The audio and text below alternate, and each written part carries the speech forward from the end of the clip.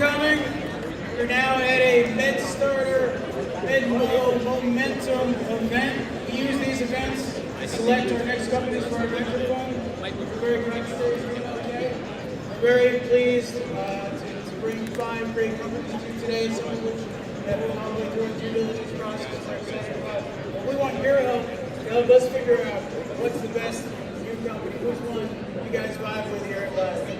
Okay, so just a little run of show what we're doing today, and talk a little bit about MedStartr, what we do, talk about your judges introduce themselves, and then we're going to have 5 companies pitch for 4 minutes each, 4 good questions. You guys see these forms all over the place, right? Okay, so on the forms there's my preference. We'll scan the barcode and go to the online version and fill that out. Alternatively, use paper. There's pens, paper everywhere. You know it's healthcare, right? So we do paper, right? So I'm Alex Fair from MedStartr Ventures. A bunch of our partners, our investors are here. A bunch of our portfolio companies are here. Very excited to bring you today. So you're saying, what is MedStartr? A lot of you guys know MedStartr.com on the website. We basically believe that the best new ideas in healthcare should be crowd validated by monitor what's happening on YouTube. You can hear it. I guess. As long as you think it sounds good, I'm good. Well, I mean, I can't hear The it. real goal is fixing healthcare. Right? Healthcare is a crisis. Yeah. Food care, lower cost, triple lane, XL lane, whatever you want to talk about. But we think the best way is to find the best new ideas. And they're all different types of ideas, right? I mean, there's so many great new things. Just gives you an idea that there's really things that we're interested in.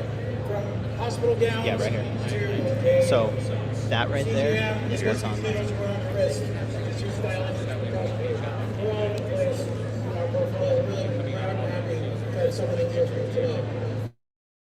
Central thesis, what we noticed all the way back to 2015, is that when a crowd like you guys say that this is a good idea, it's about 20 to 40 times more likely to be a successful company.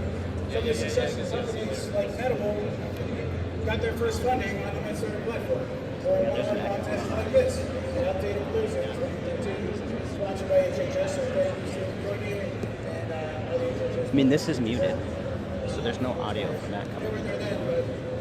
But as soon as I mute So yeah, this, so if you look at the MedStartr logo, hit it's that. actually 4 people holding hands. And those are the 4 main stakeholders: patients, your providers, partners, your students. Of course, there's the startups who are dedicated to lives and raising startups and investors like me. That should be where it's getting that signal. So, I don't know if you guys saw us earlier today at Booth 750. We had a patient voice. So I would love to bring a patient activist out on stage for a minute, because they are some of the most important people. They are the first people you really have to make sure they understand. Now, there's a number of people here from what they call the welcome gallery, so you guys can bring your jackets around, you know, following the shot out. So, okay, not everybody's got a long yellow jacket, but we're working on it. So, I was really excited to have them here today. So I just wanted you guys to see some of their faces, see some of their backs. Their backs and jackets. And that's great. We don't really have time. Here's a pro tip from a board-certified patient advocate. You have to make time for patients. You have to include them in your innovation life cycle. Not just the patients, but also the primary care partners, especially when you're dealing with chronic illness, a life-altering, life-limiting condition. Do your homework. Patients are experts in living with their condition on a day-to-day basis, and they can offer you jewels of wisdom that you can't get in medical school or in a business degree. Are you nodding along?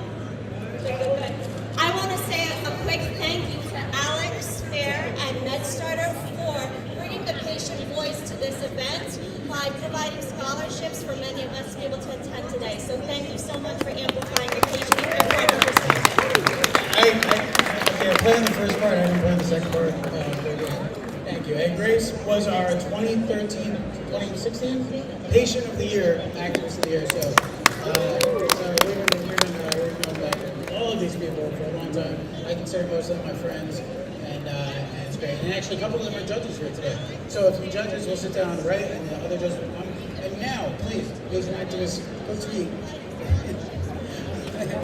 So no, one of the best things you can get, and we have had this happen a lot of times, is the support of a community of patients. So Twitter is a great place for that, Instagram, things like that. So get into patient guidance as well. It's fantastic. I was supposed to put this up right over there. So this is the walking gallery, Gina Holiday. Amazing. These are hashtags. So patient voice, we've been using all day. Billions of impressions on this. And this is, please support it. The way you can support the patient voice here at ViVE and HLTH is by tweeting about it, because we're all patients, right? And the important thing is that patients are in every panel, that they're involved, they're included, whether it's in your hospital or whatever, or in your startup, right? You have to make sure you understand what's going on there. So, without further ado, let's get our judges up on stage. Matthew, Aline, Kirk, judges. They're an unruly lot. Okay, but you guys are all judges too, right? So we actually have a number of different prizes. We've got the judges' prizes, but we also have the crowd favorites, right? All this is great data for us to tell us which companies are the most likely to be successful, to change the world. So if you look at these sheets, right, there's 5-6 different areas, right? So clinical benefit potential, the potential that it could have a large impact, right? Feasibility, could it get done? Innovativeness, have you seen this before, right? Fundability, if it was your money, would you give it to it? Scalability, can this really be big, right? And of course, basics like presentation quality, right? So 1 to 10 scale, 10 being the largest.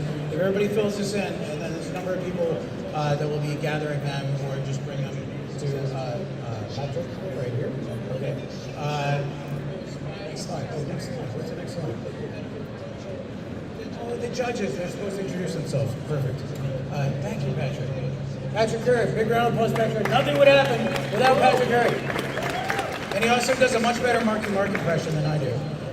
So, Matthew, would you like to introduce yourself? Anything for Alex. Hi, my name is Matthew Zachary. I'm a 26-year pediatric brain cancer survivor. Don't applaud him. Never applaud someone for being alive by accident. Number 2, I'm the founder of a nonprofit you may have heard of called Stupid Cancer, which is still the largest young adult cancer support, research, and advocate group in the country. I am the co-founder and CEO of Offscript Health, which is the first audio broadcasting network focused on consumer health and patient voice. And I'm the host of Adam Patients, which is the #1 podcast in healthcare, reaching 800,000 people a month. And they're our latest portfolio company.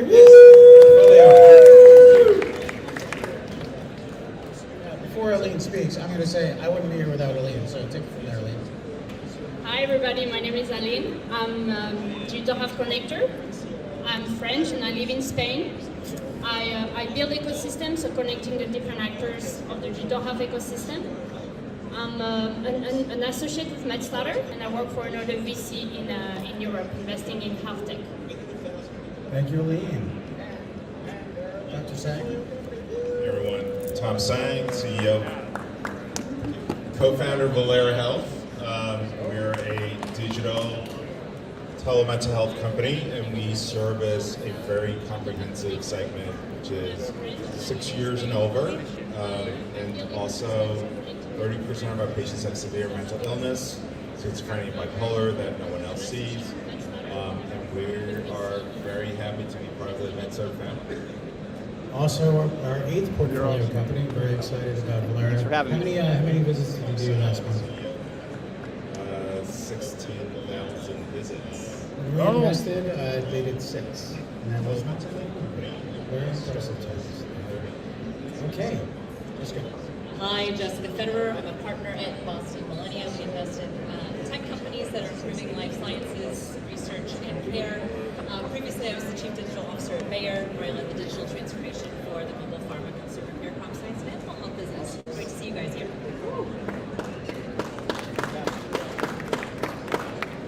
Dr. Christian? I'm Dr. Christian, Phil Christian.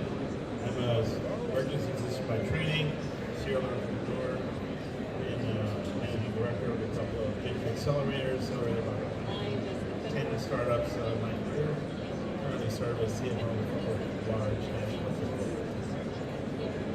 And you notice a lot of these people check a number of different boxes, right? Doctor, entrepreneur, hospital leader. I mean, it's really fantastic to have all of you guys here. Kirk, I don't know why you're not up on the slide. Maybe you're on the last one. I'll take it personally. Yeah, take it personally. Let's feel the love. That's right. That's right. Kurt Lawrence, I'm co-chair of the organization called Together Good Health. I said it yesterday, we're the largest source of registration leaders across the country. I'm vice president of a company called Remedy based out of Atlanta. I'm also part of the Engage Venture Fund, which is a corporate venture fund based out of Atlanta for listeners, etc. And I have the pleasure of working with Alex together. Yeah, big round of applause for Kurt Lawrence. Amazing. Thank you. So apparently we're supposed to speak closer into the mic. The people on YouTube tell us that they can't hear us. So. Okay. I'm Michael Dillon, usual attendee at these sorts of things, medtech entrepreneur, patient, founder of Health Bank, Swiss-based patient-owned open health data platform, general gadfly. Love the crowd that's here. It's fantastic. Yeah, that's it. U.S. citizen, Swiss resident, Miami Beach native. Okay, so we're actually going to have a slam poet here in a little bit. He's stuck in traffic. He's amazing, even better than me. Is he here? Salam the poet, are you ready? Come on up and inspire the hell out of us. I met this guy on Clubhouse, and oh my God, he's so inspiring. Salam! Are you ready? Are you guys ready? Because this is something. We're going to do a poem.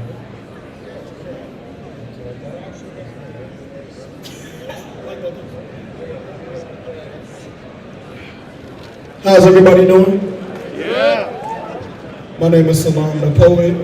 Thank you, Alex, for having me here. It's great. This is a beautiful event. I actually said I was going to perform here one day, and look at me. I'm here. So give it up for that. Give it up for yourselves for being here.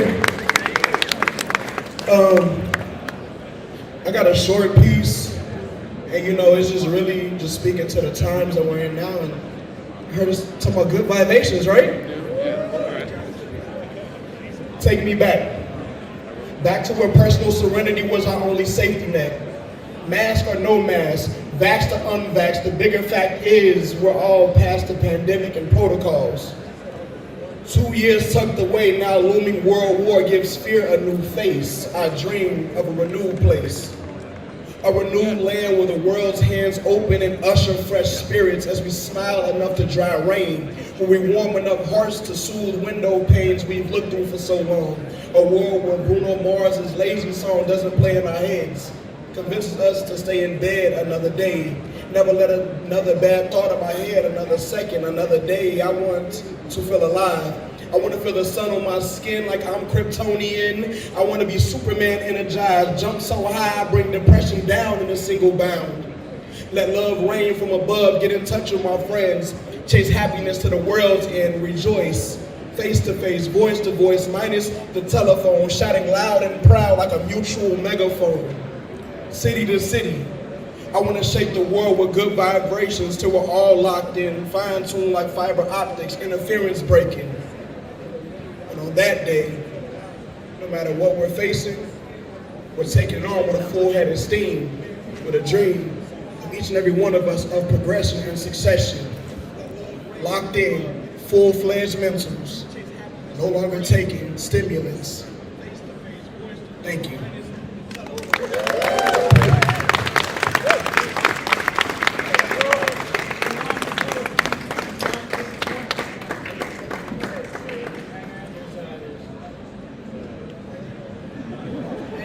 So you see what I mean, right? It's insane. It's so inspiring, right?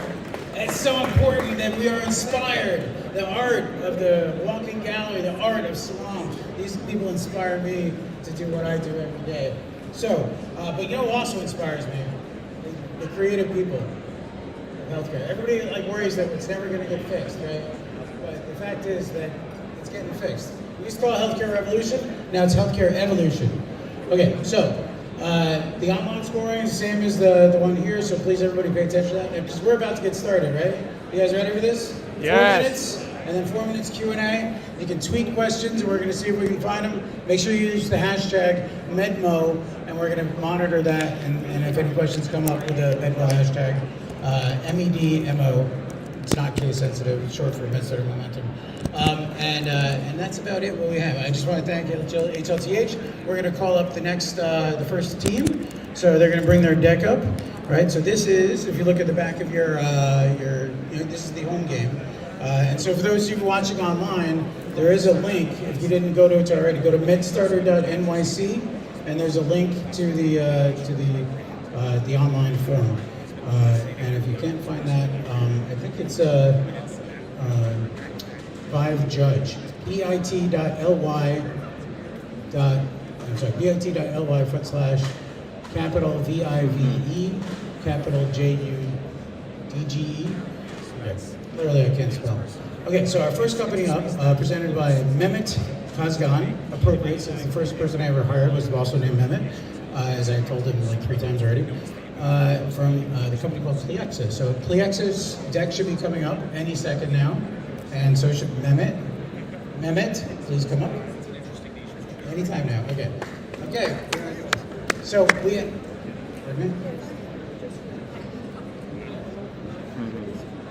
Okay. Apparently we have a moment of filler. Please step on the stage, Mehmet. And yeah, this is apparently we're not ready for. Oh.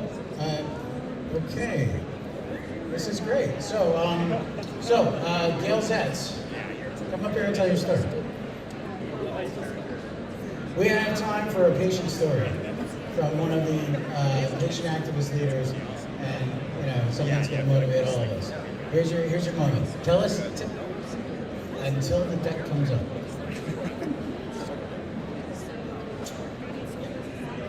Hi, this was totally unplanned. Super excited to be here, standing in front of you, because 5 years ago I couldn't stand. I got 2 minutes. I was in an electric wheelchair, I was blind, I was on liquid-only nutrition, and I turned down hospice. I was in healthcare, and I knew they couldn't make me go.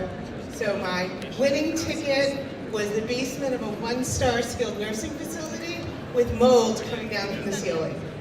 I spent 10 months of chemotherapy, I had 50 surgeries, I had reconstruction so that I could have my own vascular system, and I came back to healthcare because this is like what matters, right? And you guys are doing amazing, amazing work. Please remember 3 things. You're doing this for the patient journey, and it is complicated, and it is messy, and it is emotional, and it matters. The other is, know where your money's coming from. I specialize in value-based care because this is an opportunity for us to fund doing the right thing. So when you think about what you're doing, think about being able to pay for it, because then you can do more of the right thing. And the third thing is, this is always an evolution, right? We're always growing, it's always changing. There is nothing stagnant in healthcare. So build and be prepared to change all the time. Thank you so much for having me. Thank you, Gail. Good friend. Inspirational story, and thank you for my audible call. Okay, so as you can see, we have a deck up now. 4 minutes on the timer. Anytime you're ready, Mehmet. Okay, so judges, remember, you're going to ask short questions, okay? Wait till he's done his 4 minutes. His timer's going to reset, then he only gets 4 minutes, okay? You need to stop talking as soon as that goes on. We'll turn off your mic, you're going to get disqualified. My name is Alex Fair, and the contests are fair, okay? So, when you see that thing, you start moving. All right. Thanks, everybody. This is Mehmet Kazgan, the founder and CEO of Pliexis. I started Pliexis right after I left Aetna as a tech executive, and my dream was to change patient advocacy and language into digital data. So I wanted to start with the chronic conditions that are affecting cardiovascular, and my dad passed away from cardiovascular conditions specifically, and type 2 diabetes was one of the important things that was affecting his blood sugar.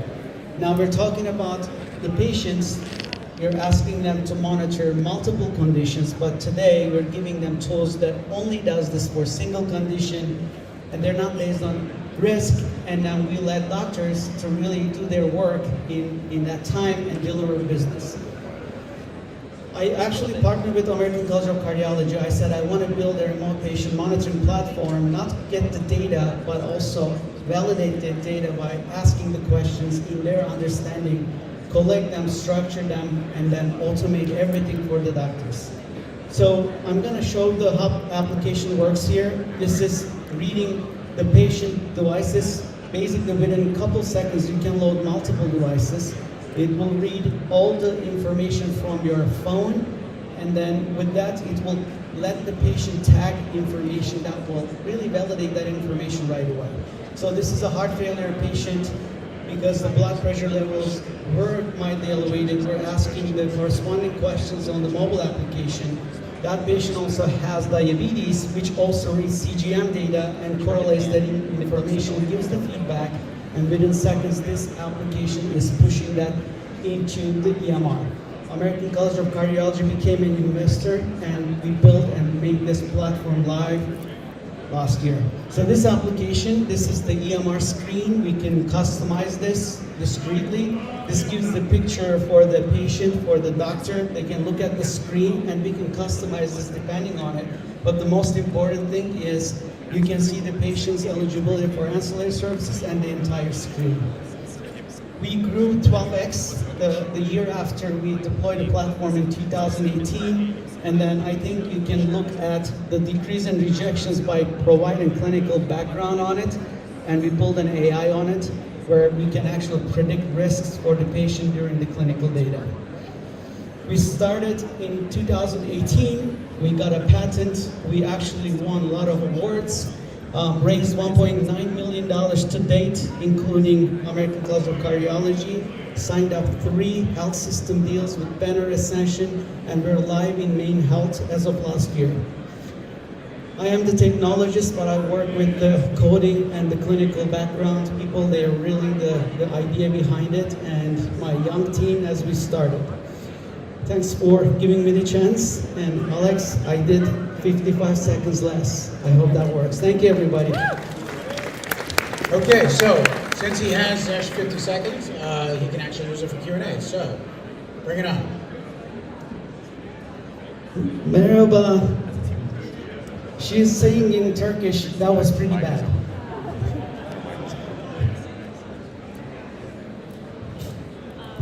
Well, you're going to need one. Merhaba.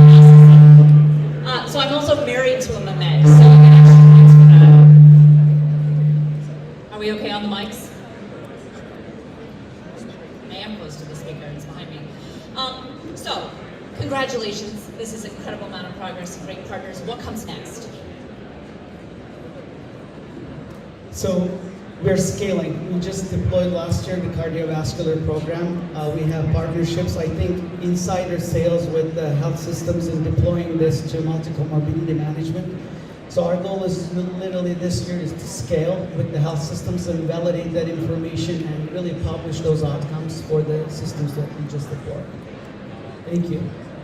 Your system actually does what you do. Correct. Are those patients just stratified?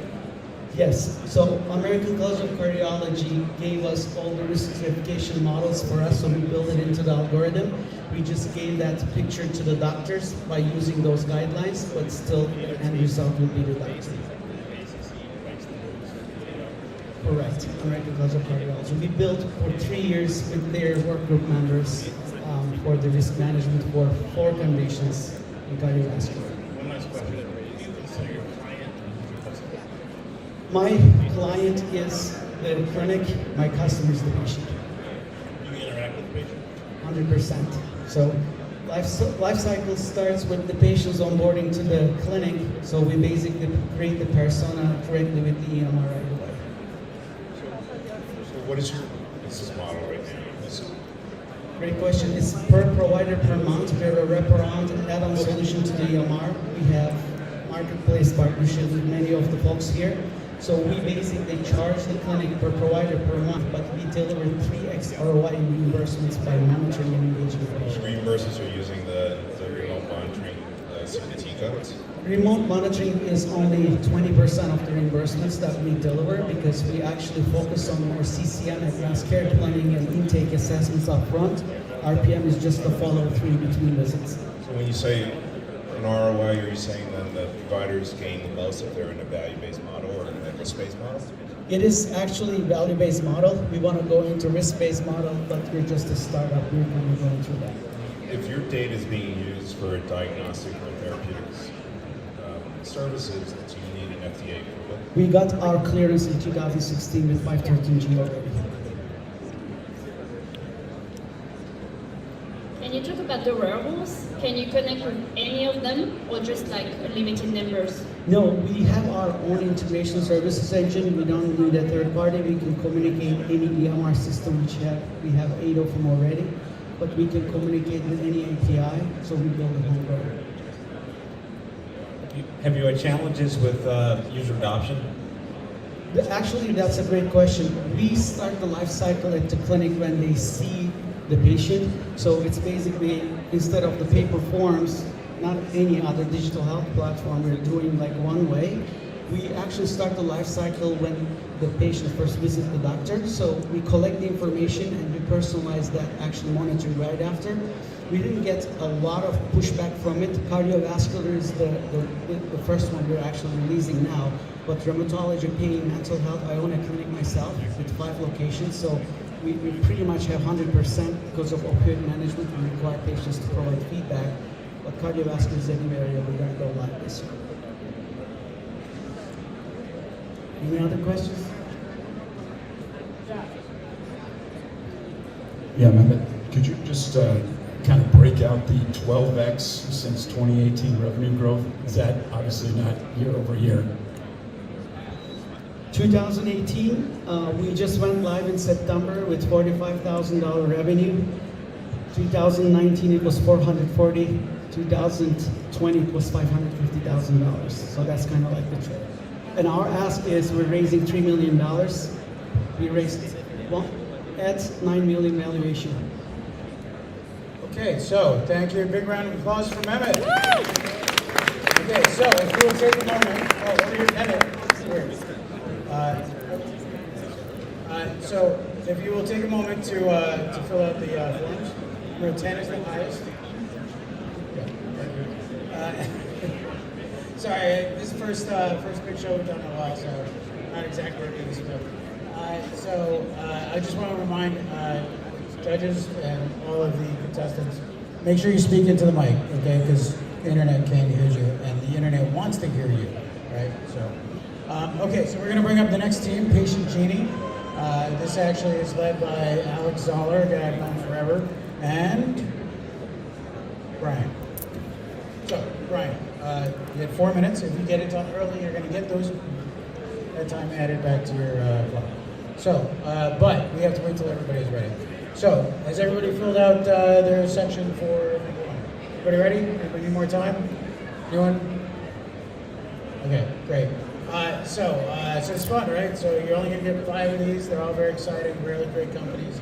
Big filter to get down to here. We see about 1,200 companies a year. So, you guys ready? Okay, great. Okay, why do I have all 3 mics? I'm going to go give them some mics. Okay, so here you go. Take it away. Thanks, Alex. And thanks to the judges. Clock's ticking. All right, I'm Brian Russell. I'm the CEO of Patient Genie. Patient Genie is really designed to be a private and secure search engine specifically for healthcare. So the vision is to become the #1 search destination for consumers who are at that point of finding care, whether that's a new provider, whether that's a new symptom, a new disease that they've been diagnosed with. What we're building is the ability for that information to be relevant at the point of that consumer reaching out, whatever platform that might be in. Today, this is a problem we're all familiar with. You go to Dr. Google when you need a new doctor, when you find a new condition, whatever the case might be. It's a clunky experience. You end up at the health system site, you end up at the health plan site to see if they're in your network or not. It's not a rich consumer buying experience, which is something that we're all used to today. So what we're doing instead is building private search that's AI-driven with patient triage and provider matching, building engagement, building conversion of those consumers into real-time patients inside of the health systems. Why now? Most search starts at a search engine. Why a search engine? 5% of all Google search is health related at some level. But again, that's a clunky experience. As a father of daughters, most worrisome one for me is that 90% of respondents from 18 to 24 get health information from social media sources. That is not clinical. Competitively, we have 4 patents specifically wrapped around a proprietary algorithm for sequencing providers that are data specific. We have token currency with a G token that we're building a closed circuit currency around crypto, and then an experienced team with multiple healthcare exits. From a market sizing perspective, the big piece here is the lead acquisition cost for health systems today. That's what it costs them to brand recognize out in the market, and that return to those consumers that are out there searching for health providers or symptoms somewhere else. This is how we work. You land at Patient Genie, and that could be a steerage through Google. It could be direct into Patient Genie as you build that experience case, search for a provider, search for a symptom, search for whatever the case might be. Take the patient or the consumer at this level through a simple patient triage, something we're all familiar with already. And then the results page. A little bit different results page for those of us that have used the internet in the past or Google in the past, where we capture that triage result at the top, the traditional search results in the middle, and then that matchmaking algorithm that we leverage through our algorithm. Here's where we build that out. And this is really kind of the Tinder of healthcare, where we're taking data, we're flushing all that data about the provider and the consumer, and creating that match between those two entities. Business model-wise, we build engagement, build conversion, secondary business models, and advertising, integration, and marketing services. We're raising $3 million on a seed after our prior pre-seed, mostly wrapped around scale and sales development. We'll go live through targeted SEO in June. All right, 55 seconds. That's the mark today.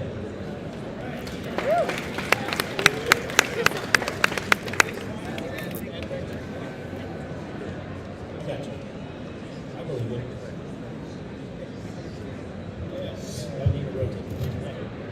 Right up.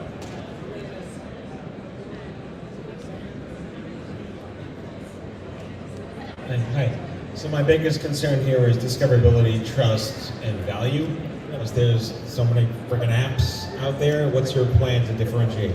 Yeah, great question. We went down a path of, are we an app, are we a Chrome extension? And that's really why we went all the way up to the level of being a search engine, to build that credibility. We'll leverage the relationships with the health systems because we are so data specific and data intrinsic, that we need that data from the health system. So we'll leverage their experience with their patients and push this search out from them, as in addition to bringing in Google search and consumers, both at social media platforms as well as in the search web. So, Brian, I'm a provider, I'm also a startup guy, but I honestly don't see the difference between you and Google. Good question. Yeah, so Google's business model is advertising based. They're an ad based model, and so you can buy your way to the top of a search list. So if I'm a new patient, I'm looking for a new provider in a certain region, I go search for that provider, and it's going to bring that provider that's paying the most to be at the top of that list. That's how SEO works. Ours is data-driven, so we're going to be taking how many procedures they've done, of the type of procedure they're looking for, what kind of conditions they treat, where they went to medical school, what languages they speak, how long they've been in practice, are they board certified. We have all those data points that are using our algorithm to ensure that the match that comes back, what health plans they take. We know about you as a consumer, so we can go through that process and say, hey, we know that Brian has Humana, Brian's looking for an orthopedist that's done 5,000 knee procedures. That's the results we want to see, not just who's bought their way to the top of the list, but paid for a bunch of Google reviews to get to the top of the list. How are you incorporating? I'll pass.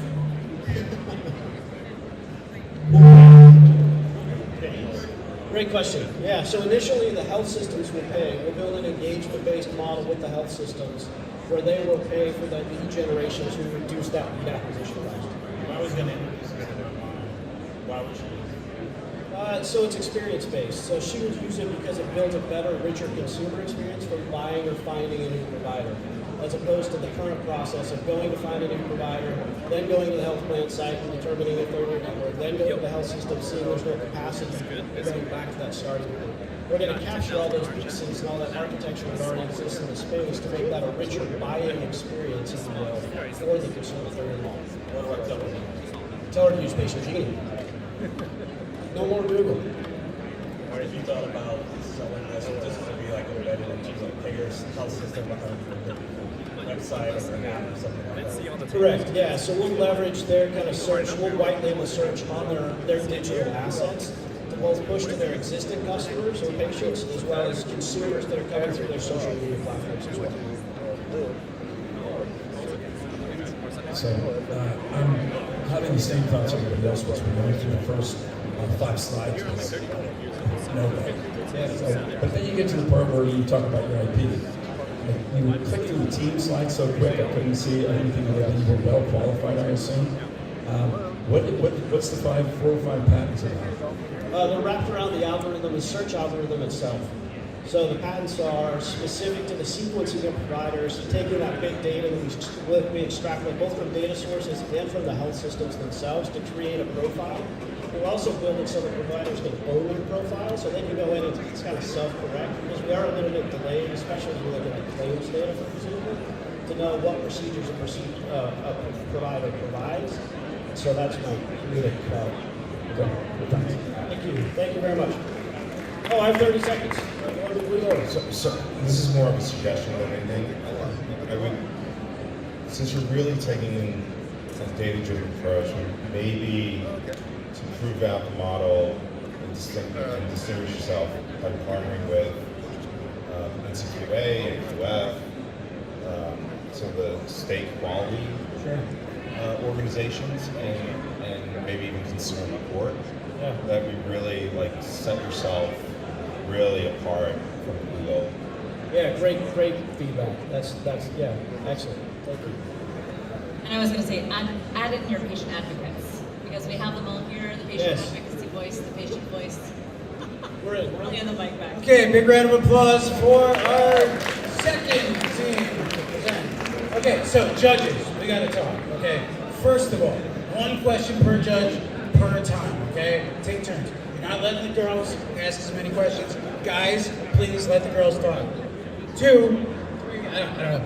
See, this is how you talk into the mic. Okay, like this. You gotta eat the mic. Okay.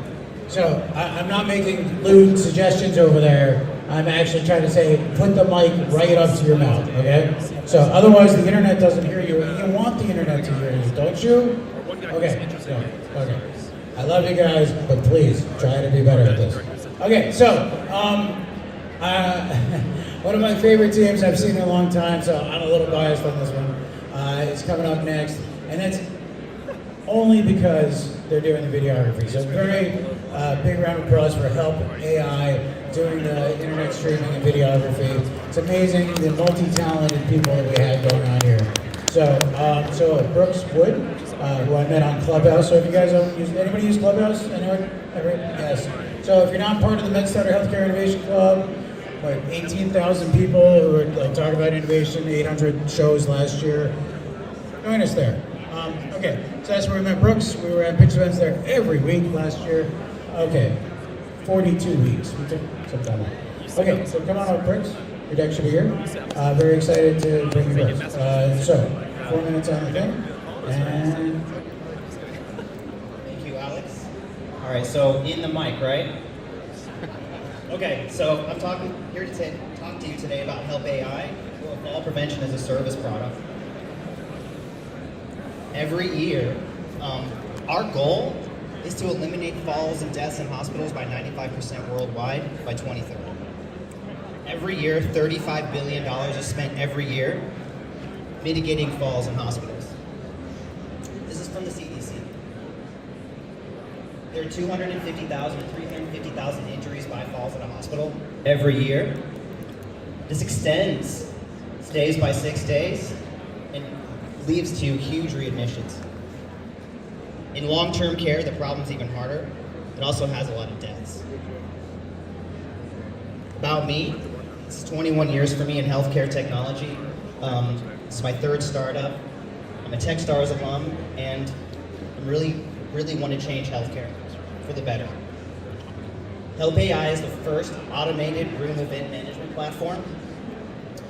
The idea is you have a camera that goes into the corner of the room. Computer vision watches the patient, and it predicts when an exit occurs. Here's a quick demo. As you can see, I'm standing. This is the camera looking at me.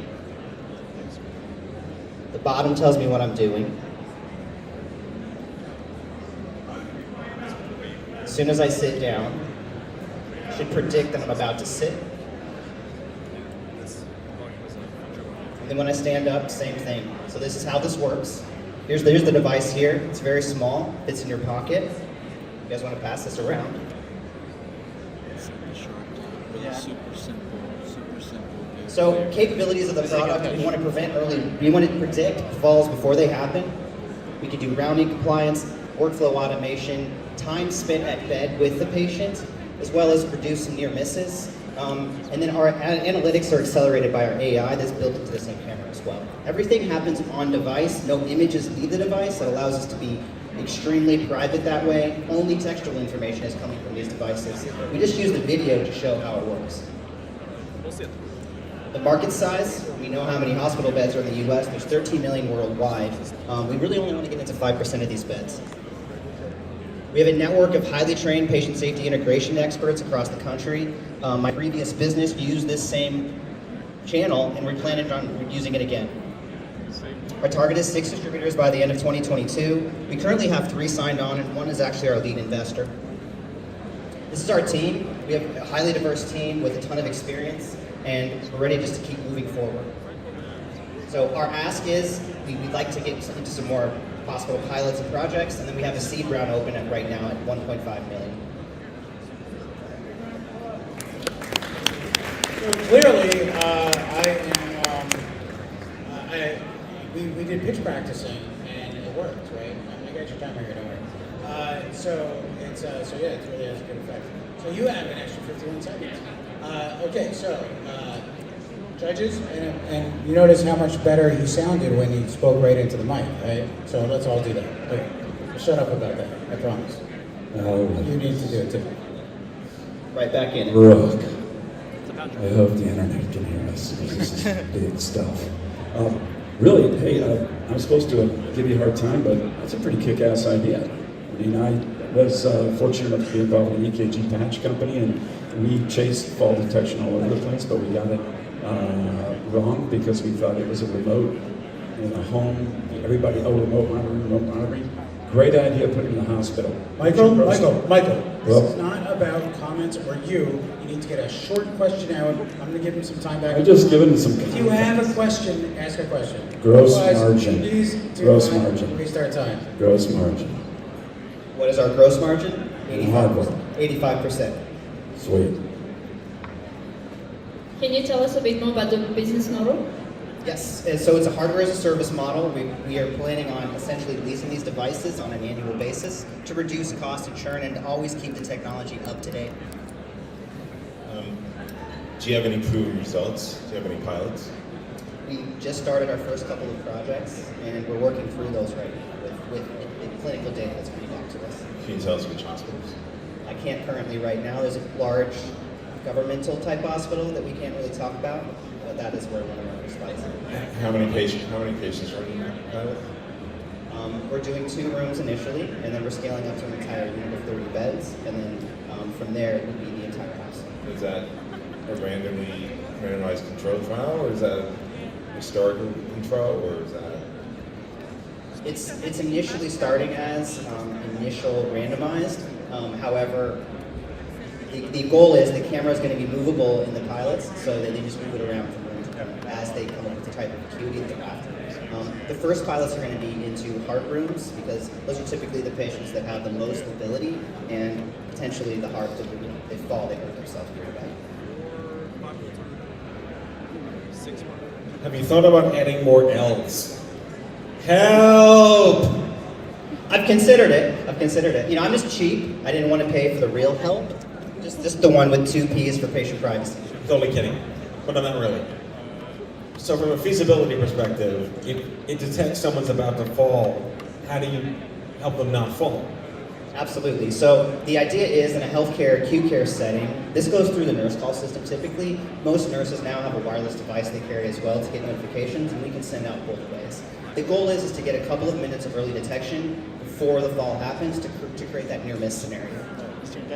It also, because this is a platform, we really think we want to help nursing and get them to a place to give them some time back, because we know there's too much burnout and not enough people, right? And I'm sure we'll start to see that falls have increased during COVID, not gone down. Staffing and patient ratios and things of that nature. I think it's a fabulous idea. So your product is agnostic to the reason for the flight, right? Correct. And your study, your approach is to determine parameters like the time from getting out of bed, out of work. Yes. Yeah, so that is definitely the goal. And the hope is that as this progresses, we get from 2 minutes to 5 minutes. And also, some people don't get out of bed and fall out. Will that you also detect that? Yes, the goal is typically in a high fall risk scenario, side rails are up. As soon as we start to see side rails drop down, blink and move off, to a human, it's pretty obvious that someone's getting out of bed. To a wearable or a sensor, it's kind of hard to tell. But to our camera, it's like somebody watching, so we know if they're getting out of bed versus something accidental. All right, we'll try this again. So we're all health folks here, and we know about sensors, but you're talking about putting cameras above beds. How are you going to overcome that challenge? So that's key to our technology. Images are not leaving the device, so you won't see the patient. There won't be some attacker online that gets into our device that's streaming an ICU room for 12 hours. The only thing that's coming out of the device is actual textual data. This patient is awake. This patient, a self-tube extubation scenario where you're on a vent pulling it out, that would be another type of thing that we need to detect. But we're starting on falls to be laser focused, and then we think that there's so much other in the room that we should start to understand that.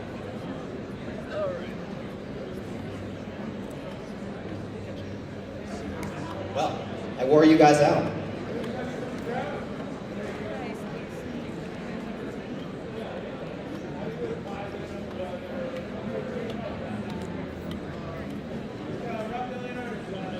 How do you apply this in the commercial setting to other tech? Our goal is to establish ourselves in acute care first, and then skip over long-term care and go straight to the home. We think that's where the future of hospitals are, and we want to make sure those people are safe as well, preventing those falls from occurring, hoping that people can age in place in that scenario. Big round of applause for Brooks Wood from Help AI. It's HELPP.AI. Really great job. So we've got our fourth team coming up, and as you can see, it's a fast-paced game, right? We want it to go very quickly, although I can't seem to turn this off. Kenta Health is coming up next, led by, if I recall, I don't recall apparently, Marco Pashina. Come on up, Marco. You got the clicker? Good. Okay, so we're going to set your timer at 8 minutes, and this one here is good, but this one here is the good one. Okay, ready? So as soon as you start talking, I'm going to start climbing, okay? Great job, judges. I just want to say thank you. It's vastly improved, and I'm sorry a little bit, except for you, Michael. I'm not that sorry. Oh, nice. Hello everyone, I'm Marco Paschina, the founder and CEO of Kenta Health. We're a digital health clinic specializing in cardiovascular disease prevention. As you may know, heart disease is the #1 killer in the US. About 48% of American adults have at least one risk factor of heart disease, and this is costing $318 billion yearly to the US healthcare system. And for each patient with CVD, it costs about $19,000 a year.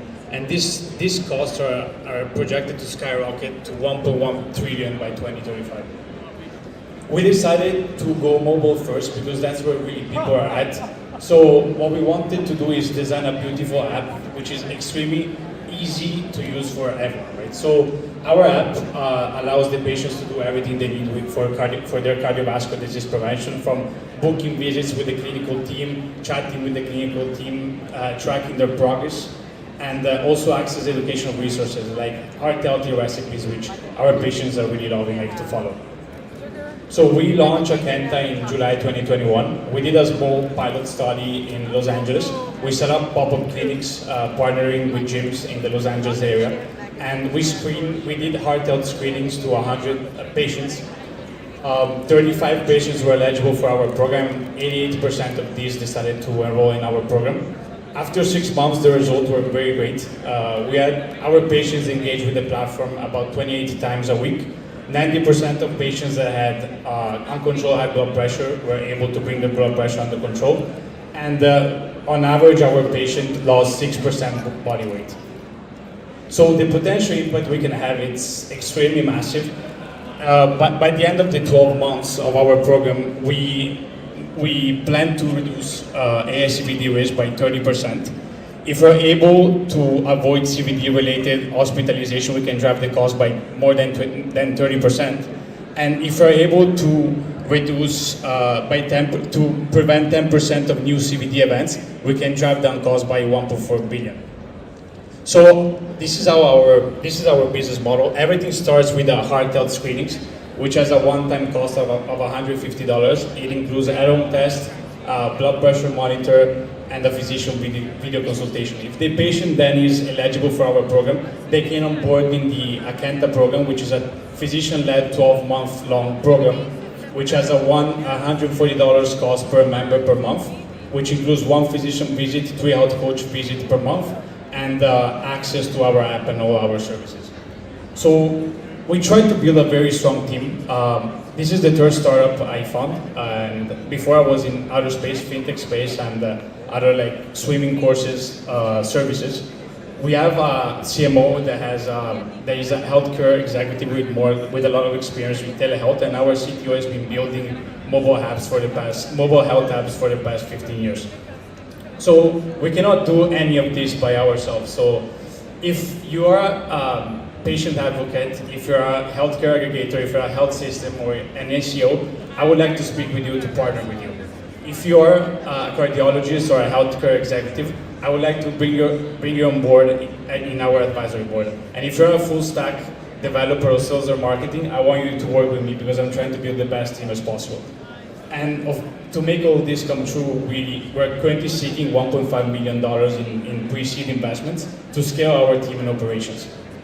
So here's my contact information. I'm gonna be here for these 3 days, so I'm really happy to speak to any of you that you might be interested in learning more about Akenta. Thank you so much for your time. So that was really great. I mean, but you were actually done like a minute early, and then you just sort of stretched out. You realize that you get the extra time to talk to them, right, on specific questions. But I think you did a great job, right? Okay, so he has 4 minutes and 6 seconds left. So, judges, bring your questions, please. Got a question. Great presentation. So when I look at the app and kind of what you described, it seems like that is really ideal for commercial insured patients. So could you talk to how that works or could fit in for Medicare, Medicaid, or even cash pay patients? Yeah, so basically the way this works, we're building our we're trying to figure out with billing consultants how to get billed with insurance, because as of now we're not working with any insurance company. So we're trying to unlock traditional reimbursement pathways to be able to get reimbursed as out of network providers. But where we hope to get is to be able to charge one single monthly fee as a show, like in the business models like. And our app also allows us to track the time spent in remote patient monitoring. So every time the clinical team, physician, or health coach does something with one patient, the time clicks. I don't think so much the reimbursement part is the issue, just understanding the persona and makeup of a commercial patient that's working tech savvy, really understanding versus a 65, 70-year-old person that's going to use an app. So that's something I'd explore heavy dig into. Oh, actually, that's why we had in our pilot program, we had most of the people we onboarded were more than 55 years old. We also had people that were 72 years old, and that's what they actually loved about the app. They loved how easy it was to use. It's actually it's extremely simple. So sometimes they would get to me with some questions, but it was pretty easy. They really loved it because it was easy to use. I'm going to hit a similar question. It seemed like the population you used for the study were healthy. The exhibit hall is now closed. How do you extrapolate We will see you tomorrow at 10 patient population that's not engaged? The exhibit hall opens tomorrow at 10 a.m. So, I mean, maybe we did a pilot study at the gym, so people tended to be a bit more healthy than where it usually is. But the people that actually onboarded in our pilot program, they were not members of the gym. They were people because we were next to a grocery outlet, so people would just like walk in. And I mean, I think we had like some people that were not actually like as healthy as it looked like, but I feel like you can see results pretty quickly, and when you try to like tackle like cardiovascular disease prevention. Like we had patients with high blood pressure, with high cholesterol. We didn't do diabetes because it was like we believe like it's more complex condition to treat, and also people that had like they were overweight. So I feel like also the intensity we had with the program, like meeting like each week with the clinical team, really helped them. I guess I'm trying to contextualize this with like a more holistic view of like, how does this fit in with the PCP management of the patient? Like a 55-year-old with cardiovascular conditions generally have metabolic syndrome, and as you said, have high lipids, they have maybe obesity and diabetes. So I'm usually, if I'm 55, I'm usually seeing a PCP. So how does this fit in with the rest of my care? So I'm kind of worried that you're fragmenting the care. So actually, we had patients that had PCPs. So at the beginning, we thought we were going to cut PCPs off, but that was like a wrong assumption. We were able, like we would sending like patient updates to the PCP, and the whole purpose of Akenta is to allow you to spend more time with the Akenta physician and the health coach. Like we're just trying to really build a relationship between you and the patient. Like between the patient and the clinical team. That's why we did it this way. Big round of applause for Marco. Good job, Marco. Okay, so I know I haven't really been pushing you guys to fill out those forms. I see a lot of people working on their phones. So while we wait for, okay, no waiting. So is everybody ready? You guys are all caught up. We haven't been going too fast. Obviously, they're not throwing us out of the exhibit hall yet. So thank you for staying. It's the last one. It's very exciting, and I don't know. I would definitely use this product. Anyway, so without further ado, we've got Daniel Weinstein from Lyra Health, and we are put 8 minutes on the clock when you start talking. Thanks, Alex. Hi, everybody. I'm Dan, CEO and co-founder of Lyra Health. We're making the first wearable sensors for saliva diagnostics for non-invasive remote chronic illness monitoring. So the problem that we're addressing is that for many chronic illnesses, there's no way to non-invasively diagnose and monitor the illness. A lot of patients today have to choose between taking one-time sporadic measurements, which misses everything in between data points, or invasive monitors, which are implantable, or puncture the skin, tapping into blood or interstitial fluid. The opportunity that we have is really exciting. It's to use, for the first time, saliva as a continual, non-invasive diagnostic fluid. Saliva is a gold mine for health diagnostic information, and we've created the first salivary diagnostic wearable sensor. So the way the system works is we've created a tiny implantable sensor that's embedded into existing patient-friendly orthodontic devices. I'll pass these around. So the first product is a removable clear aligner or retainer type form factor. This is how the final product will look. That's clean. And then we also have, for the next products, fixed devices, so bands and brackets which are attached directly to the tooth. This is how the final product will look. The mouth is one of the most hostile places for electronics as you can imagine, and our innovative sensor design is super small, it's biocompatible, it's low power, and it's super durable, enough to survive intraoral conditions for long term. Once in the mouth, the sensor continually records salivary diagnostics data, transmits information directly to a smartphone where patients can receive real-time preventative feedback, and then that data is synced with electronic medical record softwares where doctors can perform remote monitoring. So, for our go-to-market business model strategy, we're partnering first with clear aligner companies who already have existing marketing, sales, and distribution channels reaching millions of patients today. We have support from one of the largest clear aligner companies to integrate our sensors into their clear aligners and retainers. We make revenue from hardware and have recurring revenue from software as well. And since these products are already used in the mouth, we can use existing reimbursement codes for retainers and aligners today. So we have a platform technology with many applications that I'll talk about. The very first go-to-market product, which will allow us to get through FDA and 2 sales, is an acidity monitor for tooth decay. Tooth decay is driven by acidity, and many people don't know it, but tooth decay is actually the world's #1 most common chronic illness, posing huge burdens on individuals in the US healthcare market. So for high-risk individuals, brushing and flossing twice a day just is not enough. They experience severe pain points.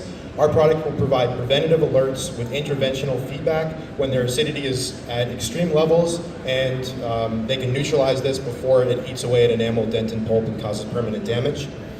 The market for our technology is the over 20 million Americans who already are insured and are spending over $500 a year out of pocket. 76% of dentists surveyed said that they'd be interested in getting their patients' acidity data. 95% of high-risk patients are willing to try our product. So that's the first product, and while we're getting through FDA with that, we're completing R&D for the next sensors in the platform. In R&D is a glucose monitor for diabetes, measured through saliva, and a sodium and potassium electrolyte monitor for chronic kidney disease and heart disease. For these conditions, we have vendors identified, feasibility conducted, and contracts in place to integrate the sensors into our platform. Long-term expansions include biologics, like viral load, drug compliance, and more. So for the team, I'm CEO and co-founder, biomedical engineering. We have Noah, who's software and embedded systems, computer science. Sam is orthodontics and thanks. Okay, thanks guys. Yep. You need to hand me the mic so they can hear me, okay? So we have 4 minutes for Q&A, and take it away. Daniel, great presentation. Thank you. So what's the sensitivity and specificity, and how's it bring to value, and what do you compare it to in terms of scientific, the science? Yeah, thanks for asking. So I didn't get to it, but we're in our first human clinical trial now at University of Connecticut with prototype devices. Initial feasibility data is good. Accuracy reported of about 0.1 pH units. This is in our mouths, and we're getting the clinical data shortly. And then our goal is to be accurate within 0.5 pH units for about 60 days. So it's a single point in time that you're doing, or no, it's sent. Serial.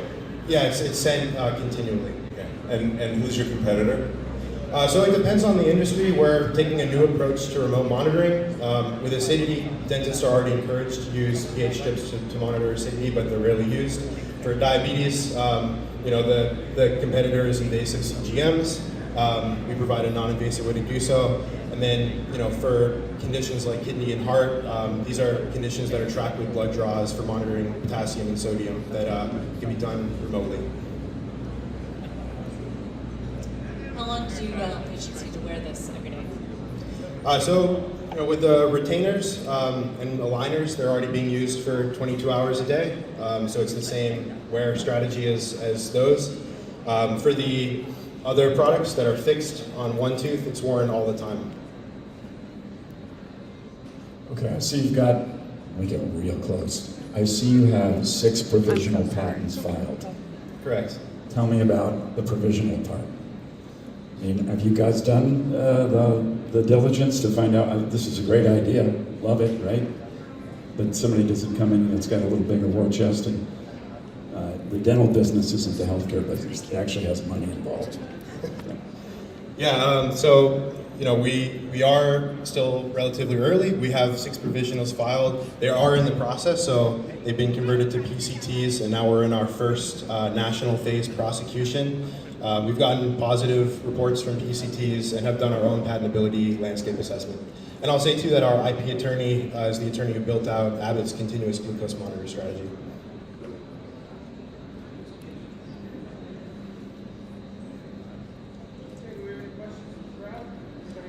Can I ask one quick? Can it be used for kids or is it only for adults? Yep, big market is kids. There are a lot of people who are getting the aligners, and for dental especially, a lot of kids are drinking juice. They have oral health complications, and this is a great way to educate kids from an early age on good habits.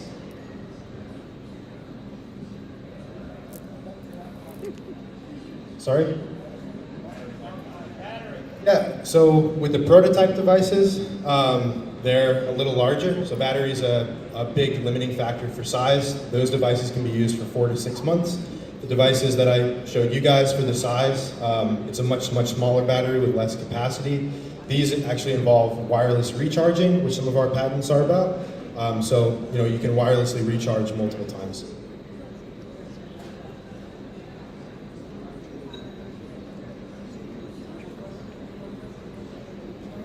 Thank you. Big round of applause. All right. So if you will all take a moment and help us out and figure out which companies. MedStartr Ventures is a venture fund. You can all be involved and invest with us if you like. It's not a solicitation to buy or sell securities, but we get helped by the crowd, and we'd like to help the crowd. So all the judges were doing their thing. I guess we can put some music on and maybe do some more good ViVEations, right? So, all the patient activists, Paula Machado, Deanna Dammers, Bolty Boy, if you guys want to come on up, we can get this going. So, thank you all for coming today, and please hand your forms to Michael. Put your hand up. So Michael or Deanna, anytime you're ready. So we appreciate all your assistance. Oh, and tomorrow, I forgot. Tomorrow at 5:45. Can someone turn this off? Whoa! Oh, wow. I didn't expect that at all. Anyway, so tomorrow at 5:45 we'll be doing the winners, announcing. So we got to crunch all the data, and please bring all your data forms up to the front. Or bring it to me or to Patrick and things like that. So apparently we're not going to do the Good ViVEations dance away for the day. So all we got is me saying thank you.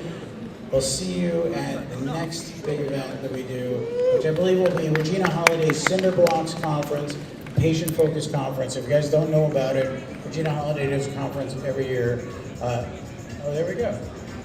Are we gonna dance this out? Okay, thank you everybody for coming. And you don't have to dance it out with us, it's great.